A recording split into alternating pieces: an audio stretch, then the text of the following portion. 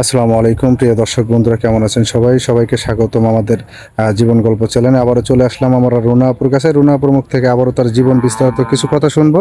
চলুন সরাসরি রুনা আপুর কাছে চলে যাই। আসসালামু আলাইকুম। ওয়ালাইকুম আসসালাম। কেমন আছেন আপু? আলহামদুলিল্লাহ, এখন পুরোপুরি সুস্থ আছে। পুরোপুরি সুস্থ আছেন? আজকে তো দেখতেছি সাজে গুজে বেরোছেন, কারণটা কি? ওই জন্য চাস্তু ভাইয়ের বাসা দাওয়াত খেতে গেছি। ও আচ্ছা, স্বাস্থ্য ভাইয়ের বাসায় দাওয়াত খেতে গেছিলেন। কিসের অনুষ্ঠান ওখানে? ও ছোট বাচ্চার মানে হলো বার্থডে করছে। ও, বার্থডে অনুষ্ঠান। যাক আলহামদুলিল্লাহ। তো আপনার কি খবর? আপনি তো আমাদের আসতে বলছিলেন, এসে দেখি তো আপনি দাওয়াত খেতেছেন। হ্যাঁ, এই যে আসতে বলছিলাম সেজন্য যে আপনার কাছে অনেক আমি বিজ্ঞাপন দিয়েছি, মানে অনেক ভিডিও দিয়েছি, মানে স্বামীর মানে পাত্র খুঁজছিলাম। তো এখনো তো আমি একটা পেলাম না। যদি দুই একটা পেয়েও যাই, দেখা যাচ্ছে আমার বয়স মানে অনেক বড়, আমি তো এরকম স্বামী চাই নাই।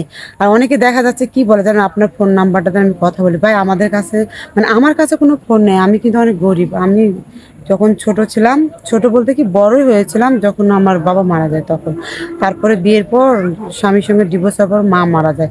আমি দুটা ভাইদের কাছে, আমি ভাইদের সংসারে এখন বোঝা হয়ে আছি। তো সেই জন্য ভাইরা তো আমাকে বিয়ে দিতে পারতেছে না, মানে বিয়ে দিতে গেলে অনেক টাকা লাগে এখন, সেই জন্য বিয়েটা দিতে পারতেছে না। সেই জন্য আপনার ভিডিওর মাধ্যমে আমি বারবার আসি। তো আমি আবারও বলতেছি, আমি একটা ভালো একটা সুন্দর মনের মানুষ খুঁজতেছি, যে সারা জীবন আমার ভালো রাখতে পারবে, মানে ভালোভাবে সারা জীবন ভালোবাসতে পারবে। তো কেমন স্বামী চাচ্ছি এটা আমি আবারও বলতে আছি। দেখা যায় দীর্ঘদিন ধরে প্রবাসে থাকে, অনেক বয়স হয়ে গেছে, বউ মরে গেছে। অনেকে দেখা যায় বউ কিন্তু অসুস্থও থাকে, এরকম হলেও সমস্যা নেই, কিন্তু বউ মানে সুস্থ থাকা যাবে না। আর যে বাচ্চা কাচ্চা থাকে তাকেও আমার কোনো সমস্যা নাই। আর আরেকটা কথা, আমার বয়স কিন্তু 32 অথবা 33 বছর, তার বয়স হতে হবে 34, 35, 55 বছর হলে আমার সমস্যা নাই। আবার দেখা যাচ্ছে অনেকে বলে যে আপনার ফোন নাম্বারটা স্কিপে যে নাম্বারটা দেওয়া আছে, যারা শুধু আমার বিয়ে করবেন তারা শুধু ওই নাম্বারটা যোগাযোগ করবেন। আর যারা শুধু বিয়ে করতে চান না, অযথা আমার ফোন দিয়ে কেউ ডিস্টার্ব করবেন। আর ফোন দিলে ওটাই যে নাম্বারটা দেওয়া আছে ওটা ইমো অথবা হোয়াটসঅ্যাপ নাম্বার, ওই নাম্বারে আপনারা যোগাযোগ করলে আমারই পেয়ে যাবেন। কিন্তু আমার ভাই কোনো ফোন নেই। ও আচ্ছা, বুঝতে পারছি। আপনার ফোনে এটা তো কেউ বিশ্বাস করতে চায় না। শোনো, আমি একটা কথা বলি, যেটা সত্য আমি এতক্ষণ এগুলো সত্যিই বললাম। আর কেউ যদি আমার এই কষ্টের কথাগুলো না বিশ্বাস করে, কিন্তু আমার করার কিচ্ছু নেই। কিন্তু আরেকটা কথা, আল্লাহ কিন্তু সবার জোড়া মিলিয়েছে, ঠিক আছে? যদি আমার কপালে থাকে তাহলে তো হবেই, আর যদি আমার কপালে না থাকে তাহলে তো হবে না। আচ্ছা, আপনাকে আপনাকে যদি কেউ বিয়ে করে, বিয়ের পর স্বামীকে কতটা ভালোবাসবেন?